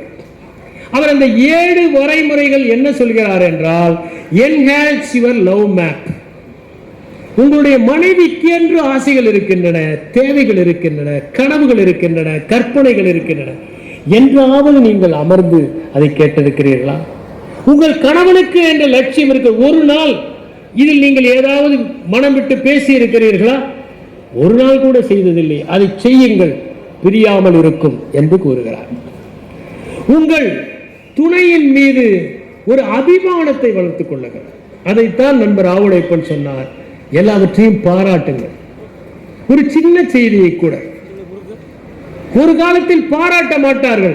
ஏனென்றால் சாம்பார் நன்றாக இருக்கிறது என்றால் இன்னும் 2 இட்லி கூட சாப்பிட்டாலே மனைவிக்கு அது பாராட்டு. இன்று அப்படி சாப்பிட முடியாது, எல்லோருக்கும் உடலில் பிரச்சனை. எனவே நன்றாக இருக்கிறது என்று சொல்ல வேண்டும், ஒன்றை பாராட்ட வேண்டும். அப்படி பாராட்டினால்தான் அந்த இணைப்பு சேரும். சின்ன சின்ன விஷயங்களில் பாராட்டுங்கள். நானெல்லாம் பாராட்டுவது உண்டு. அப்படி பாராட்டினால்தான் குடும்பம் என்கிற அமைப்பு வலுவாக இருக்கும். அதற்காக வெந்நீர் வைத்துக் கொண்டு வந்து கொடுத்தால் வெந்நீர் சிறப்பாக இருக்கிறது என்று பாராட்டாது. உங்கள் பாராட்டில் சந்தேகம் வந்துவிடும். அவர்களை நோக்கி திரும்புங்கள், அவர்களிலிருந்து விலகாதீர்கள். சில நேரங்களில் அவர்களுக்கு உங்களுடைய கவனிப்பு தேவைப்படும், பாசம் தேவைப்படும், சமீபம் தேவைப்படும். அதை உணர்ந்து கொண்டு நடந்து கொள்ளுங்கள். அப்போது பார்த்து உங்களுடைய இலக்குகளை அடைவதற்காக ஓடாதீர்கள். அமர்ந்து உங்களுக்கு பாசத்தை கொடுங்கள். பாசம் ஒன்றுதான் கொடுக்க கொடுக்க 2 மடங்காக ஆகிற மனப்பான்மை கொண்டு அவர் 4ஆவதாக அவர் சொல்வது, get influenced by your spouse. ஒருவன் தன்னுடைய நண்பனிடம் சொன்னான், நேற்று எங்கள் வீட்டில் வாக்குவாதம். என்ன? நான் நாடகத்திற்கு செல்ல வேண்டும் என்றேன், என் மனைவி சினிமாவுக்கு செல்ல வேண்டும் என்றார். ஒரே வாக்குவாதம், எதற்கு செல்வது என்று. நண்பன் சொன்னார், கடைசியில் எந்த சினிமாவுக்கு சென்றாய் என்று. Get influenced.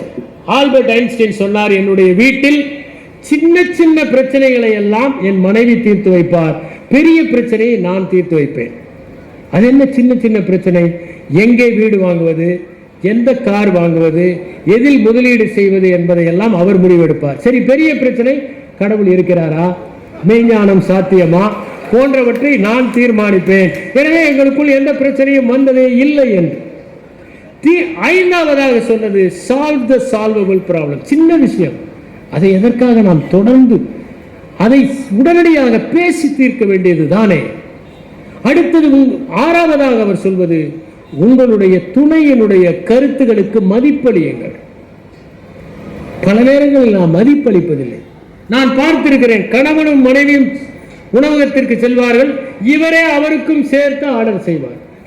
ஒரு சாதாரண ஒரு சம்பவம். அவர்களை கேட்டு அதற்கு பிறகு, ஏனென்றால் சில நேரத்தில் அவர்களே நீங்கள் சொல்லுங்கள் என்று சொல்லிவிடுவார்கள். அப்போது பொறுப்பு அதிகம். அதனால் சால்வ் த சால்வபிள் ப்ராப்ளம்ஸ், மதிப்பு கொடுங்கள். கடைசியாக ஜான் காட்மேன் சொல்கிற ஒன்று, இருவருமே வாழ்க்கைக்கான ஒரு பொருளை பகிர்ந்து கொள்ளுங்கள். என்றாவது நாம் அமர்ந்து நம்முடைய 2 பேருடைய வாழ்க்கை முடிகிற போது இந்த உலகம் எப்படி நம்மை நினைவு கொள்ளப் போகிறது? நாம் இருவரும் வாழ்ந்தோம் என்பதற்கு என்ன அடையாளத்தை விட்டு செல்ல போகிறோம்? நம் குழந்தைகள் மட்டும்தானா? அதற்கு ஏதாவது ஒரு அடையாளத்தை விட்டு செல்வதற்கு நாம் செய்ய வேண்டாமா? அதை செய்வதற்கு இன்றிலிருந்து நாம் முயற்சி செய்வோம் என்று இருவரும் உங்கள் வாழ்க்கைக்கான பொருளை பகிர்ந்து கொள்ளுங்கள் என்று ஜான் காட்மேன் சொல்லுகிறார். இந்தியாவை சேர்ந்த ஜாப்பி வஸ்வானி என்பவர் 10 ways to make your marriage successful என்று எழுதியிருக்கிறார். அதிலே முதலாவதாக அவர் சொல்வது, சண்டையை தொடராதீர்கள் என்கிறார். ஒரு சண்டை முடிந்த பிறகு அடுத்த சண்டைக்கு சிலர் தயாராவார்கள். அப்போதுதான் அவர் வந்தபோது ஒரு சண்டை முடிந்திருக்கும். உடனே இதையே இங்கே வைத்தீர்கள் என்று அடுத்த சண்டை ஆரம்பித்து விடும். அடுத்த சண்டைக்கு ஆயத்தமாகாதீர்கள், சண்டையை தொடராதீர்கள். ஓஷோதான் ஒரு கதை சொல்வார். தினசரி முல்லா வந்ததும் அவருடைய மனைவி அவருடைய கோட்டை போய் சரி பார்ப்பாராம்.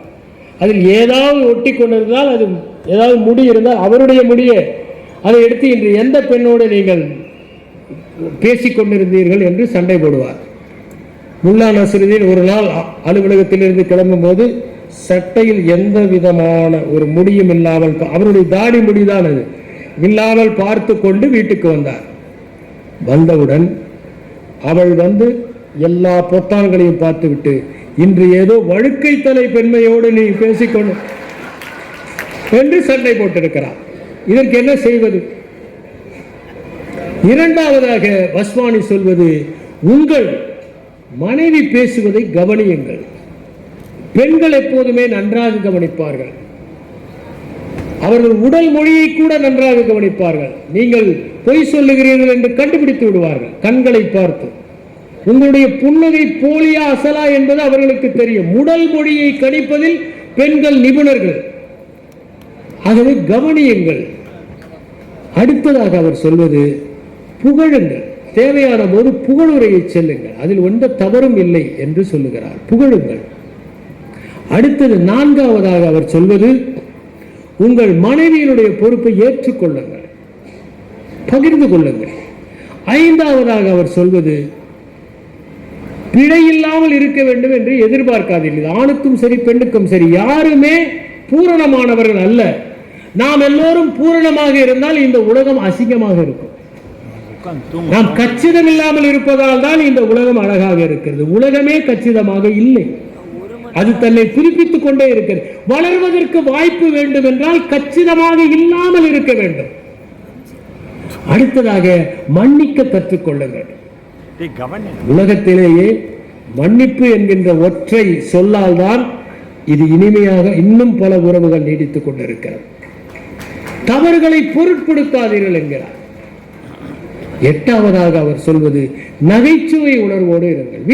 வீடு என்றால் ஒருவரை ஒருவர் கேலி செய்வது, நகைச்சுவையோடு பேசுவது, வீட்டிலே சிரிப்பு சத்தம் ததும்ப வேண்டும்.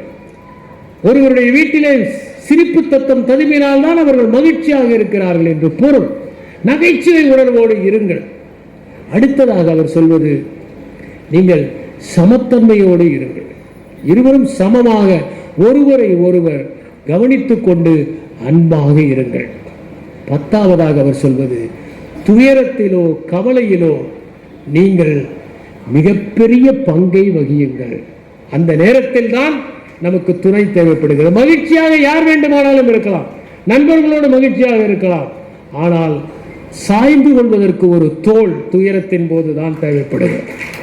அதனால்தான் ஒரு நண்பன் கேட்டான், என்னுடைய உடலிலேயே உனக்கு பிடித்த உறுப்பு எது?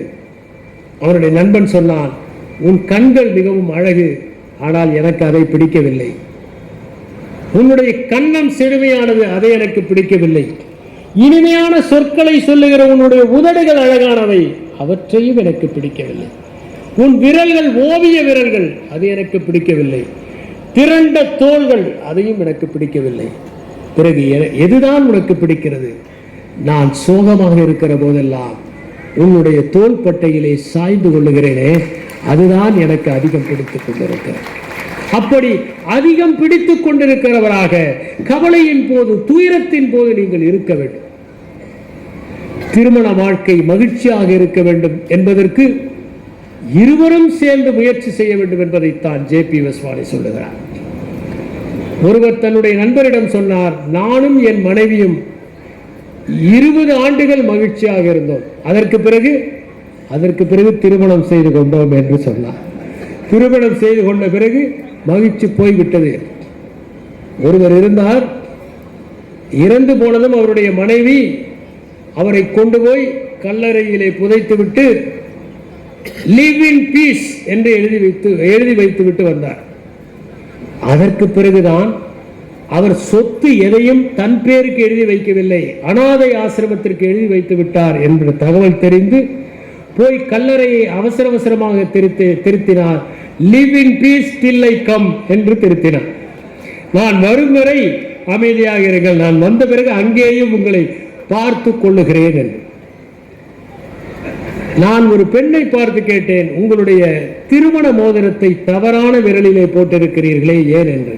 நான் தவறான நபரை திருமணம் செய்து கொண்டேன், அதனால் தான் என்று குறிப்பிட்டார். கணவனும் மனைவியும் ஒரு திரையரங்கத்திற்கு சென்றார்கள். அங்கே அந்த மனைவிக்கு தன் கணவன் தன் மீது அன்பு செலுத்தவில்லை என்கிற ஆதங்கம். அங்கே திரையிலே கணவன் விழுந்து விழுந்து மனைவியை கவனிப்பதை பார்த்து அவள் கேட்டாள், அவன் எவ்வளவு அன்பு செலுத்துகிறான் பாருங்கள். அதற்கு அவன் சொன்னான், அது நடிப்பு, பணம் வாங்குகிறான், அதனால் அப்படி அன்பு செலுத்துகிறான். அவர்கள் உண்மையிலேயே கணவன் மனைவி என்று சொன்னதும் இவன் சொன்னான், அவன் சிறந்த நடிகராக இருக்க வேண்டும், இதை நான் ஒத்துக்கொள்கிறேன் என்று. இப்படி நான் எப்போதுமே ஒன்றை எல்லோரிடமும் சொல்வது உண்டு. திருமணமாகிறவரிடம் சென்று 30 நாட்கள் அல்லது 30 ஆண்டுகள் என்பதுதான் நான் சொல்வது. நீங்கள் திருமணமானதும் 30 நாட்கள் உங்களுடைய துணை எதை செய்தாலும் அமைதியாக இருந்தால், ஏற்றுக்கொண்டால், அதற்கு பிறகு 30 ஆண்டுகள் உங்களுக்குள் எந்த விரிசலும் வராது. ஏன் வராது என்றால், அதற்குள் நீங்கள் உங்களுக்குள் ஒருவர் புரிந்து கொண்டு நடக்க ஆரம்பிக்கும். இந்த முதல் 30 நாட்கள் தான் முக்கியமானவை. அப்போது எந்த பிணக்கு வந்தாலும், தகராறு வந்தாலும் காலமெல்லாம் நீடித்து நிற்கும். ஏனென்றால் நான் சொன்னதை போல 24 மணி நேரம் ஒருவரோடு வாழ்வது என்பது மிகவும் சிரமம். சூடாமணி என்கின்ற அற்புதமான எழுத்தாளர் மணவிளக்கை பற்றி 2 கதைகள் எழுதியிருக்கிறார். ஒன்று பூமியிலும் பெரிது என்பது. கேசவன், சந்தியா என்கிற இருவர் திருமணம் செய்து கொள்கிறார்கள். 5 ஆண்டுகள் ஆயின.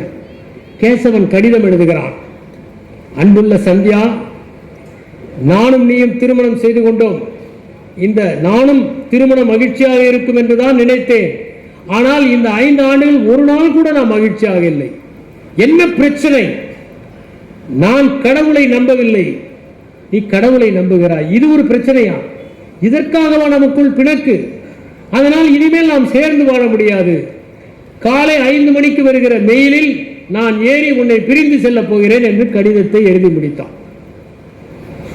வெளியே வருகிறான். அதற்குள் சந்தியா ஒரு கடிதம் எழுதுகிறாள், அன்புள்ள கணவரே, உங்களுக்கும் எனக்கும் ஒரு நாள் கூட மகிழ்ச்சி இருந்ததில்லை. கடவுள் நம்பிக்கையே இல்லை என்றால் வாழ்க்கையில் என்ன நம்பிக்கை தான் இருக்க முடியும்? நாம் சேர்ந்து வாழ்வதில் பயனே இல்லை. அதனால் நான் இன்று காலையில் வருகிற மெயிலில் என்னுடைய தலையை கொடுத்து உயிரை விடப் போகிறேன். இதுதான் நான் கடைசியாக எழுதுகிற கடிதம் என்று கடிதத்தை எழுதி முடித்து விடும்.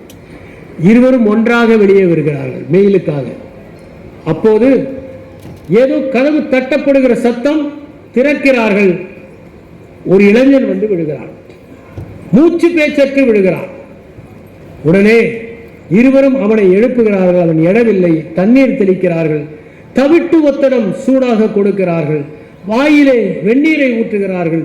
சிறிது சிறிதாக அவனுக்கு பிரகனை வருகிறது. காவலர்கள் வருகிறார்கள். இவன் ஒரு திருடன், இவன் திருடிவிட்டு இங்கே வந்திருக்கிறான் என்று அவனை அழைத்து செல்கிறார்கள். அப்போது அவர்கள் இருவரும் ஒருவரை ஒருவர் பார்த்துக் கொள்கிறார்கள். இந்த கடவுள் இருக்கிறாரா இல்லையா, இது எல்லாத்தையும் விட நம் இருவருக்குள் இருந்த இந்த கருணை இருக்கிறதே, அது அல்லவா பெரிது. அது அல்லவா நம்மை ஒன்று சேர்த்து வைத்தது. இதை விட பெரிது என்ன இருக்க முடியும்? இது பூமியை விட பெரிதல்லவா என்று அவசர அவசரமாக ஓடி தங்கள் கடிதத்தை கிழித்து போடுகிறார்கள் என்று சூடாமணி எழுதியிருப்பார். இன்னொரு கதை, இன்னொரு முறை என்கிற ஒரு கதை. அதிலே மேனகா அருணகிரி என்பவர், மேகலா அருணகிரி இருவரும் ஒருவருக்கொருவர் அனுசரித்துக் கொள்ளாமல் பிரிந்து சென்று விடுகிறார். காரணம், அருணகிரிக்கு ஒரு பொசசிவ்னஸ், அவளை குறை சொல்லிக் கொண்டே இருக்கிறான். அவள் எதை உடுத்தினாலும் மற்ற ஆண்கள் பார்ப்பதற்காகத்தான் உடுத்துகிறாய், உன்னுடைய சோசியல் சர்வீஸ் நண்பர்களிடம்தான் நீ இணக்கமாக இருப்பாய், அவர்களுக்குத்தான் சூடாக காப்பி கொடுப்பாய் என்றெல்லாம் சொல்கிறார். பாலு என்கின்ற ஒரு நல்ல மனிதர் அவரிடம் சமரசம் செய்து வைக்கிறார். ஒரு பேனாவை 2 பேருடைய பெயரையும் போட்டு பரிசீலிக்கிறார். அதற்கு பிறகு அவர்கள் சேர்ந்து வாழ ஆரம்பிக்கிறார்கள். இப்போது அவன் எது சொன்னாலும் சரி என்று முடிவெடுத்து விடுகிறான். அவனுக்கு பட்சணம் கொடுக்கிறாள், காப்பி வேண்டும் என்கிறாள், ஓடிப்போய் போட்டுக் கொண்டு வருகிறாள். ஏன் முதலிலேயே கொண்டு வந்திருக்கலாமே? அவனுக்கு ஞாபகம் வருகிறது, ஒரு முறை இப்படி கொடுத்ததற்கு உன்னுடைய நண்பர்களுக்கெல்லாம் சூடான காப்பி கொடுப்பாய், எனக்கு மட்டும் ஆறிப்போய் கொடுப்பாயா என்று அவன் திட்டியது. சரி, நாம் இருவரும் இன்று வெளியே திரைப்படத்துக்கு போகலாம் என்கிறான். அவள் போய் புடவை எடுத்து வைக்கிறாள். இருப்பதிலே மட்டமான ஒரு புடவையை உடுத்துகிறாள். ஏனென்றால் விலையுயர்ந்த புடவையை உடுத்தினால் எல்லோர் கண்ணும் படுகிற மாதிரி நீ உடுத்தி கொண்டு வருகிறாயா என்று அவன் கேட்பான் என்பதற்காக. இப்படி பார்த்து பார்த்து அவள் செய்கிறாள். கடைசியில் இருவரும் ஒருவரை ஒருவர் பிரிந்திருக்க முடியாது என்று ஒத்துக்கொண்டு ஒன்றாக வாழ முயற்சி செய்கிறார்கள் என்று இன்னொரு முறை என்கின்ற இந்த கதை. எனவே வாழ்க்கை என்பது ஒரு முறைதான் வருகிறது. ஒரு முறை வருகிற இந்த வாழ்க்கையை நாம் ஒருவருக்கொருவர் புரிந்து கொண்டு இனிமையாக கழிக்கிற போதுதான் இல்லறம் திரு சுந்தர ஆவுடைப்பன் அவர்கள் சொன்னதைப் போல நல்லறமாக மாறும், இனிய அறமாக மாறும். ஒரே ஒரு சம்பவம். ஒரு நாள் ஒரு பெண்மணி கணவன் படுக்கையிலே இருக்கிற போது ஒரு ஓவியரிடம் சென்று என்னை ஒரு படமாக வரைந்து தர வேண்டும் என்று கேட்கிறார். அவன் படத்தை தத்ரூபமாக வரைந்து விடுகிறான். அவள் சொல்லுகிறாள், படம் நன்றாகத்தான் இருக்கிறது, ஆனால் என் கழுத்தில் ஒரு வைர அட்டிகை நீங்கள் போட வேண்டும் என்று. இவளுக்குத்தான் உடல் நலம் சரியில்லை, கணவன் நன்றாக இருக்கிறான். உடல் நலம் சரியில்லாத நேரத்தில் இவள் ஓவியம் கேட்கிறாளே என்று நினைத்துக் கொண்டுதான் அந்த ஓவியம் தீட்டுகிறாள். இவள் சொல்லுகிறாள், என்னுடைய கழுத்தில் வைர அட்டிகை இருப்பதைப் போல நீங்கள் வரைய வேண்டும். அவன் கேட்கிறான், உங்கள் கழுத்தில் வைர அட்டிகை இல்லையே, எதற்காக வரைய வேண்டும்? செயற்கையாக இருக்குமே. இல்லை இல்லை, வரையுங்கள். ஏன்? ஏனென்றால் நான் இன்னும் 1-2 மாதங்களில் செத்து போய் விடுவேன். சாவதற்குள் என் கணவனிடம் ஒரு சத்தியம் ஆகுவேன். எங்களுடைய வரவேற்பறையில் இந்த படத்தை தவறாமல் மாட்டி வைக்க வேண்டும் என்று. அவன் ஒருவேளை வேறு திருமணம் செய்து கொண்டால் வரப்போகிற மனைவி தினசரி அந்த வைராட்டிகை எங்கே, வைராட்டிகை என்று அவனை நச்சரிப்பார். அந்த நிம்மதி போதும் என்று சொல்லுகிறாள். நன்றி, வணக்கம்.